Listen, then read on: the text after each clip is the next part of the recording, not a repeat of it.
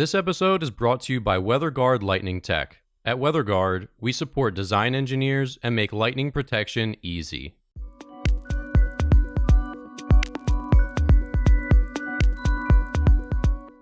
You're listening to the Struck Podcast. I'm Dan Blewett. I'm Alan Hall.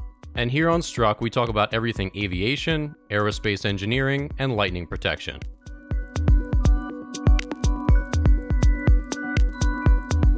All right, welcome back to the Struck Aerospace Engineering Podcast. I'm your co-host, Dan Blewett. On today's show, we'll talk a little bit about Southwest and some other COVID vaccination rules that airlines are starting to enforce for their employees.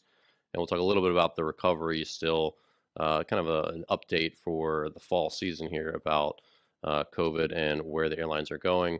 We're going to talk a little bit about Digiprop, which is a program looking at the use of thermoplastics and braiding and some other interesting techniques for making propellers. And we've got a bunch of eVTOL news we'll chat through today. Alakai and their Sky Hydrogen eVTOL is looking for investment. We'll talk about their design and some of the challenges there. Honda's also throwing their hat into the ring, developing a hybrid electric eVTOL. And we've also got some announcements from EHang on their VT30. Some clarity on Airbus as they explain their design behind the City Airbus. And lastly, just some interesting info about battery swaps and whether this might be something that could come to aviation or maybe it won't work. We'll see. So Alan, let's start with Southwest. So they're the latest airline to mandate their staff, all 56,000 employees, to get vaccinated by December 8th. And of course, this comes at the heel of an article by Al Jazeera that says the global airline industry has seen a $201 billion loss due to COVID-19. So is this just the latest airline just trying to protect themselves as much as they can? Obviously, hiring and the workforce is it's a very difficult time to find employees and to keep everyone up and running. I mean, how do you view, is this like the natural progression here that all these airlines are doing this? Well, United did it a little while ago, and now Southwest is into the same position. I think American and Delta are in the same boat at the moment. I think they're going to have a really hard time with this. We're already seeing the same sort of prescriptive. You either have a vaccine or you're fired, and we don't have to provide severance, which is a nice little twist. That is not working well in my area right now. And New York State has had a big purge in a sense of where they're just firing all the healthcare workers that refuse vaccinations. And that includes all staff. It's not just nurses and doctors. It's everybody that works around the hospital, food service, janitorial people. It's a big deal. And I'm not sure in the sort of environment today that this is a good long-term solution for the airlines. I know short-term it raises some PR. It makes people a little more comfortable to go fly, I think. But do I really care if the line mechanic has a vaccination or not, or has previously had COVID? I don't think I care as a part of the flying public. It seems like more of a personal decision. So when these companies are stepping into sort of healthcare matters, in America, it's going to be a problem. There's going to be a 10 to 20% of the population that will not participate in that, regardless of what goes down. And at a time when the airlines are struggling, I'm not sure you need any laying off employees or basically firing employees. I'm not sure that's a smart move. I think there's other ways you could have gone about it, but here we are. Do you think this is going to get mandated beyond airlines right now? Do you think this is just sort of going to be a universal thing? I'm not sure. I mean, part of this announcement from Southwest is that they're a federal contractor, right? So the U.S. government mandate therefore applies to them. And that's the same boat for American, a couple other airlines. Delta is also a federal contractor, but they have not made this announcement yet. Who knows if they will? It seems like it's probably coming, yeah. And of course, United mandated vaccines for their staff. And it says 96% have given proof of inoculation. So trying to meet that deadline, which was a week ago. So it seems like it's working, number one. Yeah, I don't know. I mean, I don't think mandating vaccines is the right move. But then again, it seems like we're going to have to live with COVID forever. Like, it's just so, I mean, we will live with the flu forever. COVID's more contagious than that. It seems like it's never going to go away. So for companies that want to get back to normal, especially if they're on the hook for some of those healthcare costs, which airline was talking about that? Was that United, who said that, if you don't want to get vaccinated, we don't want to pay for. I'm not sure if it was them or not. I can't remember, but yeah, they don't want to pay for, that expense. If you don't want to, it's going to be more expensive to get your health care if you don't want to get vaccinated. And I think it's interesting. I don't really have a stance on it either way at the moment, but people have a right to control their own destiny. But again, when it also affects a company that needs to move forward, yeah, it's complex. So, but It's complicated, yeah. yeah, because yeah, you have a right to do what you want, but our company has the right to do what they feel is best for the company as well. And if those two things don't align, then maybe you have to find another company to work for. That's, I don't know. No one has a right to work for any given company, right? You don't have a right to work for Southwest. You choose to work with Southwest, and Southwest chooses to employ you and play by the rules there too. So it's, with private companies, it's hard to know. But yeah, I think people do have to kind of play by their rules. They will short term, right? I think it all depends on how rigorous the validation is. I think a lot of people in the United States have already had COVID. I think there's a really good argument to make about, if you already have had COVID, do you need to have the vaccination? And also, a large part of Southwest is in Texas in terms of operations. And when you hear any vaccination number that's above 75-80%, you really wonder if that is a true accurate number, because the vaccination numbers around the world are somewhere in the 75-80%. Then it kind of tops out. So I'd be surprised if any airline had really 95+% vaccination status. I wonder if some of that has been doctored or not. But hey, that's the world we live in, right? I think there's going to be some big time drawbacks when the next union negotiation happens, because it's going to come up. And I think the unions will have enough power to drive that out of the negotiations. Like you can't start firing union workers because they're not vaccinated with something that you prescribe, because I think from the union's perspective, where does it stop, right? I think, there's a slippery slope argument going on right now, and that's a valid argument to have. But workers are not without rights, particularly in the airline industry. The unions are relatively strong. So when the next go around happens, I'm curious to see if this starts a little bit of a fight, and it probably will. But it looks like global capacity for airlines is about 70% of 2019 levels. So that's encouraging that rebound has happened. It was around that level back in July, and then took a dive back between August and September, when the outbreak started to accelerate again. But it's like we're getting there. But 70% is pretty low. That's not like that's a high amount, but it's obviously a lot better than what it was in 2020, which was nothing essentially. So right. Yeah. So the rebound is rebounding. I guess we can put it that way, and we'll see how the vaccination stuff continues to impact that. But I mean, that might make people more apt to go fly when they know all the employees on, walking the aisles have been vaccinated, and most people on a flight have been vaccinated as well. So maybe that gets confidence back up where people get out there. We'll see. So moving on, some interesting engineering stuff. So Alan, this Digiprop project, where they're looking at new ways to develop composite propeller blades, specifically for turboprop aircraft. So obviously these are complex shapes. They have a lot of contours. They're difficult. What are some of the things that this digital propulsion project is trying to solve? Well, when you have to lay up a prop, there's a couple of ways to do it composites wise. There's been, in some cases, a lot of it I think is still hand layup on the construction, which then adds a lot of cost, and the complexities of the shape are only getting more complicated as we go along, right? It's not like the 1950s. You got basically one sort of prop design now, because we have computational fluid dynamics and the computation power. We can make really efficient propellers that maximize thrust or be noise quieting or whatever you want to do. So you're getting some really unique shapes and composites wise that can be difficult to make. And what this project is doing in conjunction with, it looks like GE Aviation, is they're basically making a tool and then winding carbon fiber over top of that tool, much like you would overbraid a wire harness. I want to put this in the electrical world for a minute. So if you have a wire harness, you're trying to shield it from lightning or rocks and dirt and debris and stuff. You actually can weave a sleeve over top of it.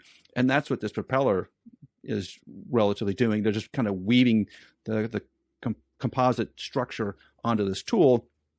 You can define where the strength is, where the strength isn't. You can really minimize the weight impact. You can put fiber exactly where you want it, which is fantastic. But the second piece of this is they're using thermoplastics. And so instead of using a standard thermoset resin prepreg kind of thing, they're using thermoplastics to bind this all together. And the benefit of thermoplastics is they're really just tough. They're just a toughened system. They're immune to most chemicals. They just are just a real durable system. The thing about thermoplastics, though, is that they're expensive. And so you want to try to minimize waste in that situation, which this sort of weaving process will do. So you just have a lot less waste, a lot less expense. Even though using a much more expensive material, you're trying to minimize the overall cost of a propeller. So there's some interesting technology here, Dan, and I think this technology has been kind of used as sort of sock sleeve method. It's been used for some aircraft structures. Not a lot of them, because not a lot of opportunity to do that. But I think we're going to see it more and more. And the thermoplastic piece, which is the interesting part, not a lot of thermoplastics used on airplanes today because of the cost issue. So we got to find a way to lower the cost to use thermoplastics because they're such great materials and they are recyclable, which is that other piece, right? So the recyclable piece is going to be driving a lot of designs, particularly in Europe and eventually in the United States, that thermoplastics have been sitting around for 30 years plus on the sidelines, like, hey, we're recyclable. And everybody's been, well, you're more expensive, so it doesn't matter. We're just going to go use the most inexpensive thermoset. But those rules are changing and that world is evolving and thermoplastics are coming into their own. So I expect to see more thermoplastics used. And it's good that GE Aviation is actually participating in this because they can provide the funding and some of the engineering resources to bring it to reality, which is good. So, as the different tapes are sort of braided around this mandrel in the center, does that mean that the final propeller is hollow inside? Yeah. Or they could fill it. There are different techniques to sort of make a shell and then put some structure inside of it too. But again, it adds labor. So if you can make this thing stiff but light because it's mostly hollow or is hollow, even better, right?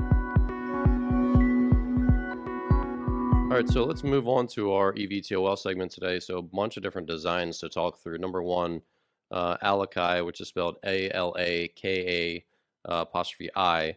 They have their Sky Hydrogen eVTOL, which looks more like a bus shaped, like it's clearly meant for multiple passengers, maybe like 6 or 8. And but they're looking for this to be a hydrogen-powered aircraft. So, Alan, what are some of the differences, before we talk about the actual design of it, what are some of the differences, pros and cons, of using hydrogen for an eVTOL versus electricity? Well, it's weight and energy density. That's it. That hydrogen essentially doesn't have any mass. You're going to have some storage tanks to hold it. But unlike lithium-ion batteries, it's just a lot less weight for the energy density. So you have a lot more energy density. You're kind of approaching aviation fuel in a sense. So that's the advantageous part of this, is that you add a couple of hydrogen tanks, which you can do pretty inexpensively and lightweight because you make them out of carbon fiber. And you can have a lot of energy storage on the aircraft, which is the problem that electric battery-powered aircraft are having, is like, where do I stuff all these batteries to get to do my mission? Hydrogen will not have that problem. And so, I mean, that seems like a pretty great pro. So why don't more companies want to tackle hydrogen right now? It has to do with ability to refuel it, mostly. If there's electricity everywhere, there's not hydrogen everywhere. Now, if you're having dedicated sites where you're mostly flying to, then hydrogen will most likely be available at those airports or at those landing spots. But there's electricity is everywhere, and so you can, in theory, land almost anywhere in a battery-powered electric aircraft and refuel, quote unquote, refuel. You really can't do that with hydrogen today, and I think that's the big concern on the automotive side and on the aircraft side is like, where are these refueling stations and how is this going to work? Because technology-wise, hydrogen is well understood. You have a hydrogen, you have a fuel cell, which basically takes the hydrogen and starts making electricity in the aircraft, which then is used to spin a bunch of motors, which provide the lift. Conceptually, that's it. It's not particularly complicated. Not a lot of moving parts here. It's just, where do I refuel it? And that's the problem today. And so it looks like they're looking for funding. They need more investment, which obviously every aircraft company does. I mean, are investors going to be reticent to take something like this on, or I mean, are they pretty comfortable with the electric sector? Obviously, like, you know, a lot of companies have gone public with their electric eVTOL models. I mean, what would be the investor hang up here? I think the hydrogen is the one right now because there's so much momentum on all the SPACs around, like Joby and Archer, on these electric aircraft that have wings. And Sky doesn't have wings. It's more like a drone. So it looks like basically an SUV with a couple of propellers on top that provide lift. So it's a much smaller thing. So from the investment standpoint, if you're looking to do those Uber type runs or those Lyft type runs, where you're getting from my driveway to the local pizza shop, you can't do that in a Joby. It's just a much bigger aircraft, because it has wings, and those wings are big. It's providing lift, right? You have to do that with a battery-powered aircraft. With a hydrogen-powered aircraft, you have a lot of extra energy storage, so you can actually make like a helicopter-ish aircraft. So I could then, with Sky, go from my driveway to the pizza place, in a sense, because I have just a much smaller footprint, and I can land in a lot tighter places, which makes a lot more sense to me. So if I'm Uber or a company like Lyft, and I want to get in the aircraft market, I want to be able to land in places that are not airports all the time. And the size of the vehicle is going to have something to do with the number of landing spots they have. So there's a really odd dynamic that's happening right now. And I'm not sure why Sky's not getting a lot more looky. People just looking in the windows, checking them out, kicking the tires a little bit, because I think they're going to be able to serve in metropolitan areas like Boston, New York, Philadelphia, Baltimore, Washington, D.C., up and down the Northeast corridor. I think they're going to be able to serve a lot more places with the vehicle they've designed than an Archer would. Gotcha. Well, we'll keep an eye on them. But yeah, it seems interesting. They're doing something that's definitely outside the typical box at the moment. So yeah, we'll see what continues to come of that. Honda, which I know you're a champion of HondaJet. You know, they're pretty, they're sharp looking and they're very fuel efficient. Honda's done great work with their jet side. Looks like they're now revealing new plans for an eVTOL, sort of throw their hat in the ring, which again, them and Airbus have done this recently. So on September 30th, they announced that the Honda eVTOL, which will be a hybrid, it'll be a gas turbine hybrid powered unit. But what do you think of this design? It's got some ducted, I guess, are those more rudders on the back then, or is that propeller? I mean, what do you see here with the design? I think it's still prototype design. It's still in that conceptual stage from what I can tell. Now, I haven't talked to the people I know down at Honda, because I'm sure this is super top secret. They wouldn't tell me anyway. But the engineers at Honda are really smart, and aerodynamically they know what they're talking about. I think what Honda is doing and some of these others are doing is they're looking at what the real usage of the aircraft will be. Because when they announced this, Honda had a little video that popped out describing the typical day of this eVTOL, which was, I'm in Boston and I have a meeting in Manhattan, And so I get up, I have breakfast, I hop in this shuttle, and I make I think it's about 200-mile-ish kind of flight. I fly down to New York, I have my meeting, and I'm back home by supper. That's totally different than sort of the Joby, Uber, Archer, Pick'em approach at the moment, which are a lot of 30, 40 flights, short flights a day within a metropolitan area. So Honda's thinking more of a vehicle that's like an entry vehicle to their jets, right? So their jets can go several hundred, several thousand miles on a tank of fuel. This aircraft is much more sort of city to city jumps, major metropolitan area to metropolitan area, Houston probably to Dallas, Miami to Tampa kind of thing. There's really an interesting niche in there, and it would be hard to say that Honda doesn't mess around. Like someone has thought about what those journeys look like and how we design a vehicle to fit into that mode. And meanwhile, and Dan, have you looked at the Airbus design, which is sort of a competing design to the Honda? Have you seen how Airbus is also talking about sort of shorter flights and a simpler aircraft than some of these others that are much more complicated? There's just so many engineering things going on here right now that are all competing, and you kind of wonder, SPAC-wise, investment-wise, where the money is.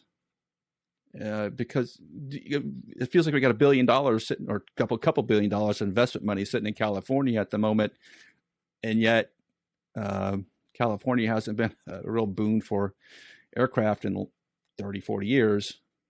It's just odd now. Don't you feel it? Like Honda's in. Uh-oh. Airbus is in. Uh-oh.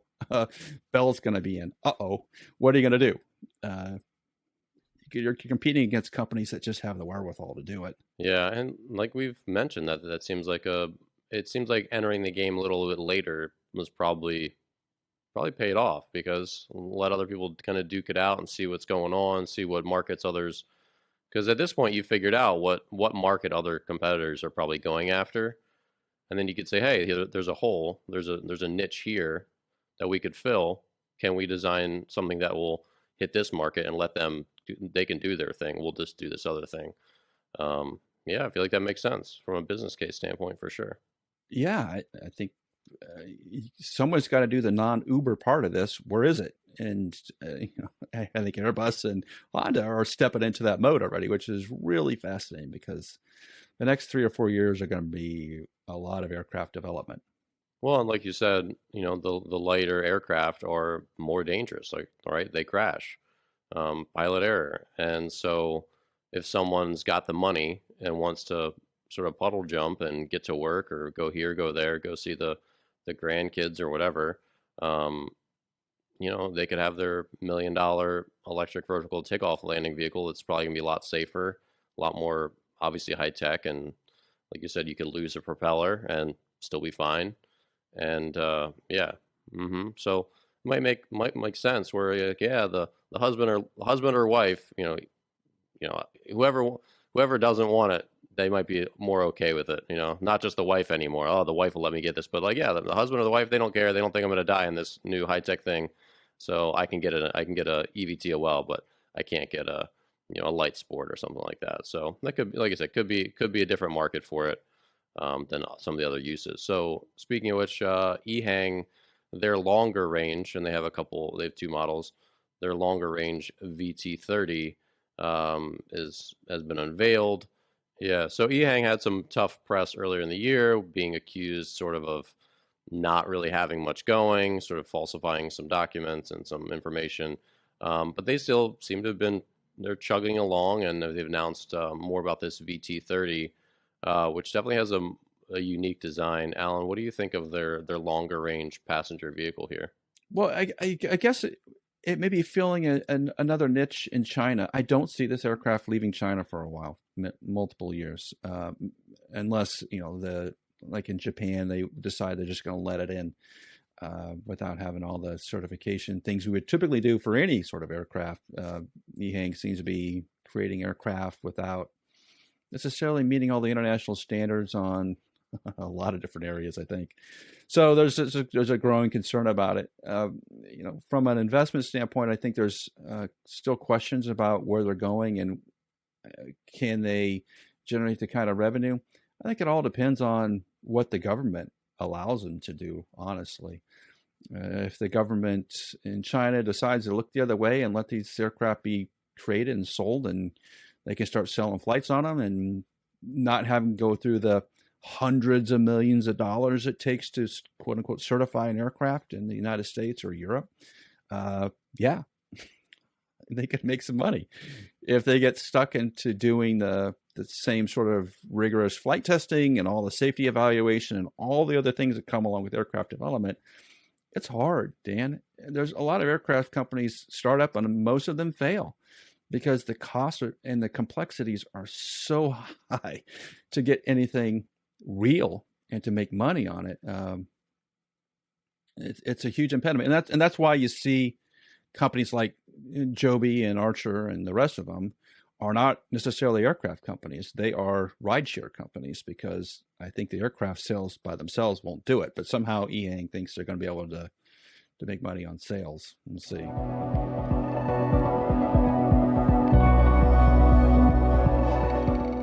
Well, and so last week we talked about Airbus, and you expressed, we both expressed that we weren't exactly sure what their target was and what their goal was, and what their design was sort of built around. But they've kind of explained a little bit more this week. So, Alan, what did you learn about Airbus and some of what they're going for with their new City Airbus design? Well, Dan, it looks like they're just trying to keep it simple. And that's essentially it. Don't try to push too hard, which then puts the safety of the aircraft at risk. Control how far it would normally fly. I think a lot of European cities are closer to one another than in the United States. That makes it a little bit easier.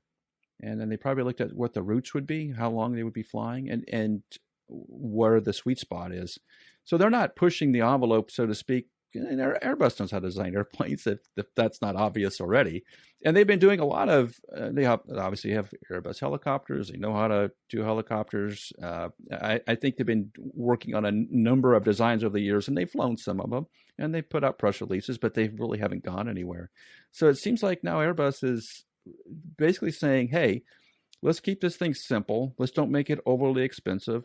Let's just make it super reliable and do one sort of task extremely well. And that's a great product. I think do what you do the best you can in the world. And no one else is going to be really to compete with that, I think.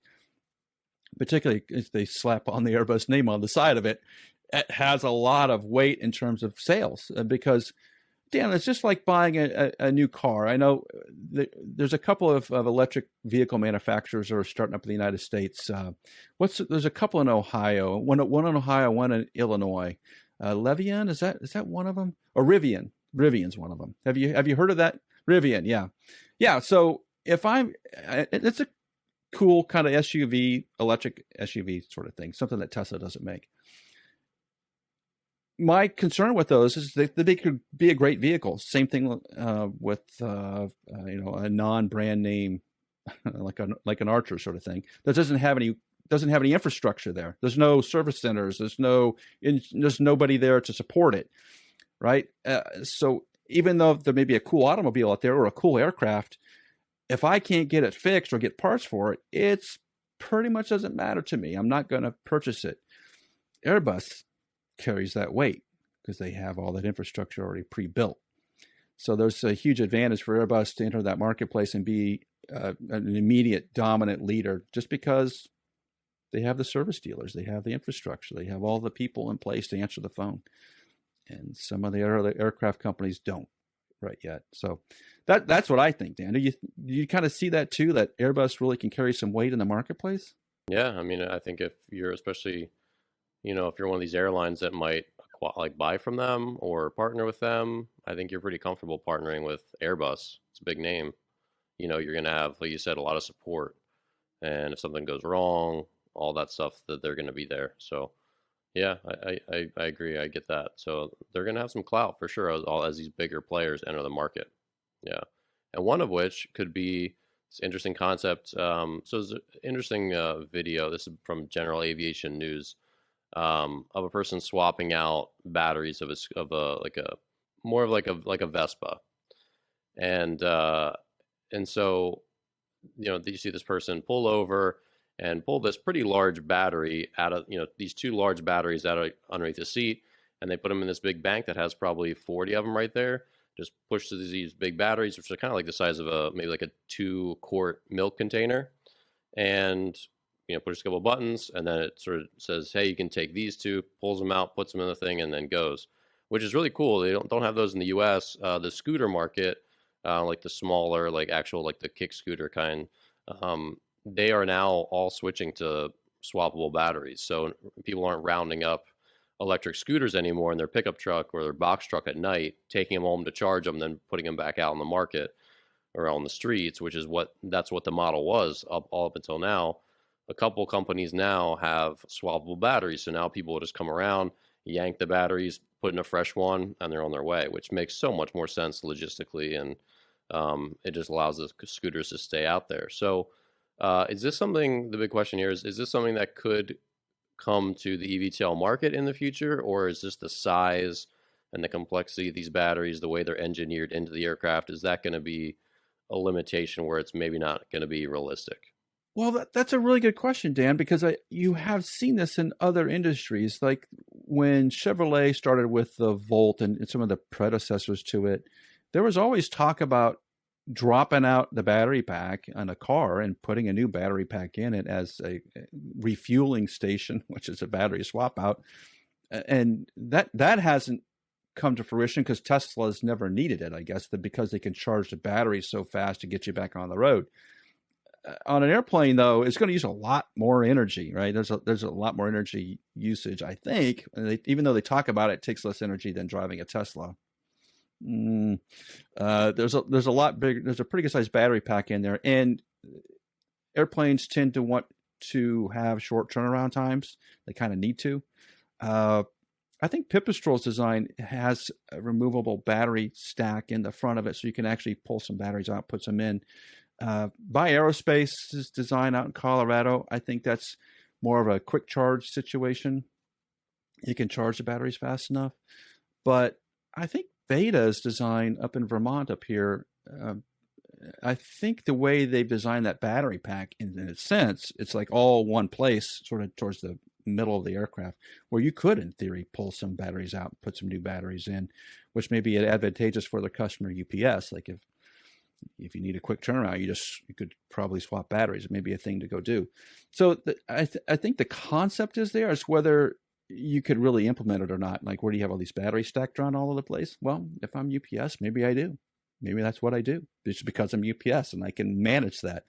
Whereas if I was just a regular owner and I landed in, sort of nowhere, Massachusetts, the chances of me having another battery pack to swap is essentially zero, right? So I think the technology makes sense, though, don't you? I think it all depends on where we're going, right? As a country, as a country or as a world, on are we going to go all electric or not? And if we are, is that part of the mix? This battery swap out thing, and what standard do we make it to? Think of it this way, Dan. The big controversy in Europe. Well, one of the controversies in Europe, because there's multiple at the same time, is like the iPhone charger plug, right? That they actually have. I've seen commercials I think it's from the UK or European Union at least, that are fighting for a common standard so that they don't have to replace any of the chargers. They passed it, yeah, just recently, which makes sense because we're charging them all the same way. Like, they're all getting charged. Why do we have 4 different connectors? And this is the thing with laptops too. They all still have mostly proprietary connectors.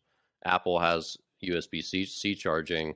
A couple other smaller notebooks have USB-C charging, but there's still, like, I have a Lenovo, and that's got its own weird plug, and it's like I've got to buy, it adds waste when there's so many of these. But yeah, you're right, and that's the question with this. So the company that's doing this battery swap in the video is called Gogoro, and that's in Taiwan. But I think part of it is, like you said, if this is in a city and you can swap a new battery multiple different places, that makes sense, because it makes less sense when you then wonder, say this was for an aircraft that you own and you're in, Massachusetts, you fly to Kansas, you stop over, grab a new battery, and then you fly somewhere else, and then you realize that one battery was maybe a little faulty, or like it wasn't very good. There's a quality issue with it. Like, is that your battery now? Like, how do you get rid of that battery? Like, you don't want to be stuck with something in that scenario. Whereas if you're constantly running around a city, you can just swap it at another place, and like it doesn't really matter which battery. If you get a defective one once in a while, okay, you just go grab another one down the street. But I think you're right with, if it's the ride share model where UPS has its own stations for their back and forth of their package delivery aircraft. Yeah, they own 100 batteries, and they'll just swap them with a forklift if they're that heavy. Whatever it is, they have their own little thing where it's just like, yeah, they're going to be obviously really, really heavy. So it's going to have to be some sort of system where, forklift comes out, pulls it out, whatever, puts in the new one, and they're good to go. And if it's the ride sharing thing where they're landing on a heliport or whatever it is, that like Volocopter's port idea, yeah, they just have a bunch of batteries and swap them out, and they own all the batteries, they own all the aircraft. That makes sense. But you're right, if it's this nationwide flying around thing, it's probably a lot more complicated to do that. Absolutely, yes. But it's definitely an interesting idea, because this is where batteries have gone. Like I said, with the scooters, it makes total sense. With these Vespas, makes total sense. But like you said, it's got to be a sort of universal standard. If you have one brand of Vespa or one brand of scooter and it doesn't take the other brand, like if we got to that point where everyone uses the same sort of brick battery, that would cut down a lot of waste. It would drive costs down. It would make, there'd be other manufacturers, just like with camera batteries. You can buy, like I'm filming on a Sony camera, I can buy an off-brand battery, or I can buy a Sony battery. If I want to spend more, I can buy the Sony one, which I don't. So I buy the cheaper one, because they're probably all made in the same place with mostly the same quality of cells. So, it'd probably be good for the industry in general to get to a universal standard, like you mentioned. It will be. It's just a question of whether they're going to do it. Yeah, for sure. Well, that's going to do it for this week's episode of the Struck Aerospace Engineering Podcast. Thank you so much for listening. Be sure to leave us a review, subscribe wherever you listen on iTunes, Spotify, Stitcher, YouTube, and we will see you here next week on Struck. Strike Tape, WeatherGuard Lightning Tech's proprietary lightning protection for radomes, provides unmatched durability for years to come. If you need help with your radome lightning protection, reach out to us at weatherguardaero.com. That's weatherguardaero.com.